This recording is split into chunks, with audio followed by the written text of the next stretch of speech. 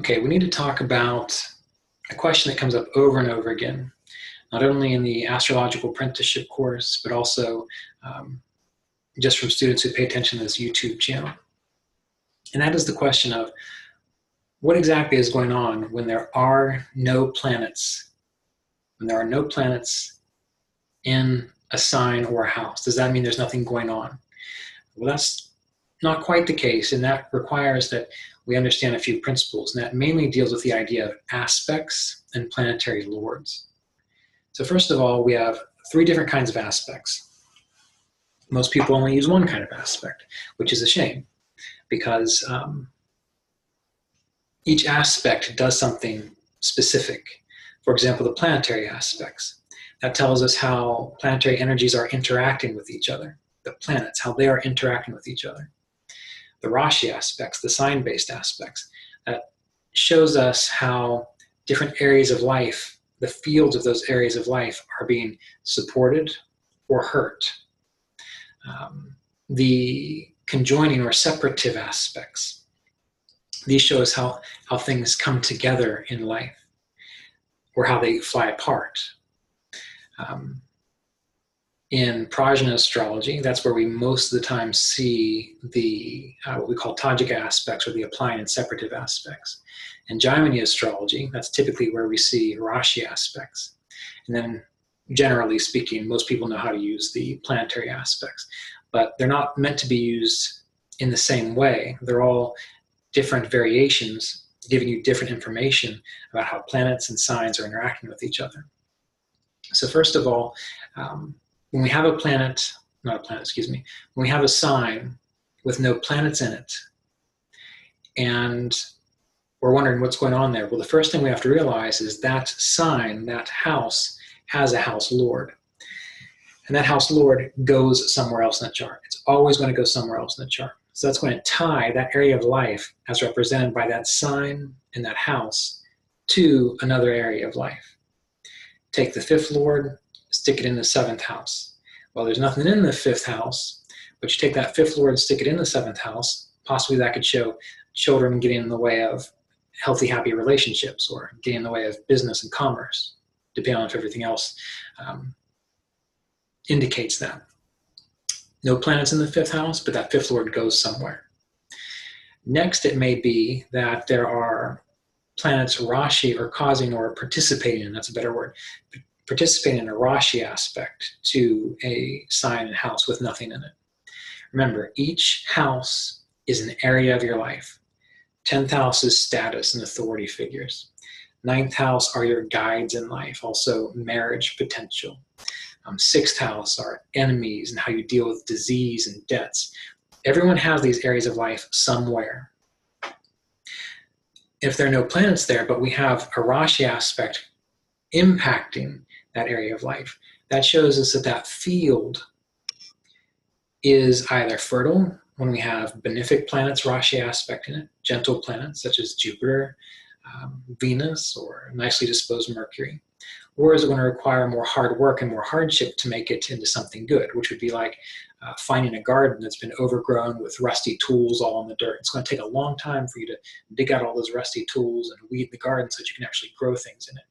That would be as if you had planets participating in a Rashi aspect to a house sign that were crueler planets, such as Mars and Saturn. It's going to take a lot more work. And sometimes those Rashi aspects completely destroy the sign, which makes it utterly useless, which we see that sometimes in people's lives. So anyway, let's look at an example chart here. Let's see if I can pull one up. And this just happens to be one of the charts that we're using in the astrological apprenticeship course right now during the planetary relationships class, which is class 2, year 2 of the course. But let's look at this. So first of all, let's look at Leo. So Leo is the 4th house within this chart. There are no planets in Leo. There are no Rashi aspects to Leo, because for Leo to have a Rashi aspect, it has to come from Aries, Libra, It has to come from Capricorn. We don't even see that there. So the question is, well, what's going on in this person's area of life dealing with the fourth house matters, such as property, mother, emotional stability, education? Well, the Lord of that sign, the sun, goes somewhere, and it goes into the eighth house with Venus and Rahu. So the sun is getting tied to the eighth house of sudden breaks and changes, some instabilities, more dramatic influences,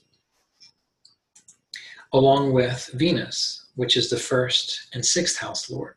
So here we see the fourth house energy quality, due to its lord, getting pulled into the eighth house, also coming together with the first lord and the sixth lord.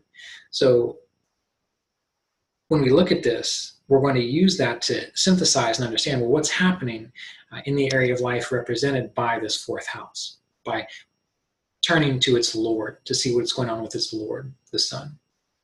Let's look at Virgo here, which is the fifth house within this chart. Virgo is sign 6. Now there's nothing going on in this sign by itself. There are no planets in the sign. Yet it is an extremely active sign. Why? Because its lord goes into the seventh house, an active house with Mars, the seventh house lord. Mercury is causing some thirst, not starvation of Ashta, but a thirst of Ashta, which is one of the Lajatari of Ashtas, to this Mars, the seventh lord. So it's tying together seventh house affairs such as business and romance, commerce and exchange of energy. Since it's Scorpio and it's also the seventh house, it can deal with sexuality. And it can show what? That fifth house things get in the way of Mars and seventh house and Scorpio related areas. So one's intimate life, one's partnerships, one's relationships are quite a bit lacking or frustrated because Mercury is an enemy to Mars. So that Mercury is going to hurt Mars in that particular position. So children, because Mercury is ruling over the house of children, is causing some of this frustration. So we're seeing how the fifth house area of children is getting tied into the seventh house, the seventh lord, and so on. So that's number one. Number two, we can see that there are 6 planets Rashi aspecting that sign. That gives a lot of potential for fertility or lack thereof to that sign. We see that in this chart, the planets impacting it are primarily benefic. Jupiter, a benefic moon, Venus, those are 3 planets that are hitting this sign.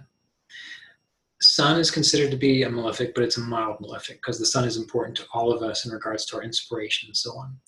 Rahu and Ketu, that's just going to tie in some more difficulty from past life influences, some instability in regards to who one wants to be in this life related to fifth house matters. So we see there's nothing happening in Virgo, in the fifth house by itself. But just because there are no planets there doesn't mean nothing's going on, because that fifth lord is going somewhere, interacting with other planets. And there are also Rashi aspects hitting this fifth house, this sign of Virgo. So remember, when you're thinking about this, always note planetary aspects are the influence of planets coming together in the same way that Mercury is influencing Mars here.